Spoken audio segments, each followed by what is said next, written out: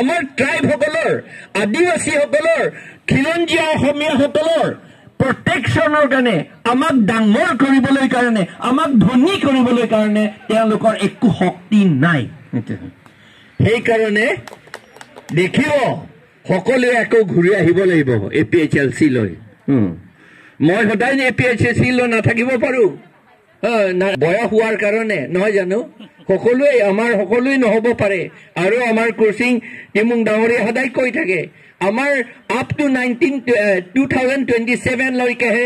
MSC election লৈকেহে আমি কৰিম বুলি কথা নাই আমি কৈছো APHLC অট'নমাছ ষ্টেট নোপোৱালৈকে আৰু 6 শিডিউল শক্তিশালী কৰিব নোৱাৰালৈকে আৰু কৰাৰ পাছতো ট্ৰাইবসকলৰ আদিবাসীসকলৰ খিলঞ্জীয়াসকল অসমীয়াসকলৰ তেওঁলোকৰ জাতিটো ডাঙৰ কৰিব নোৱাৰালৈকে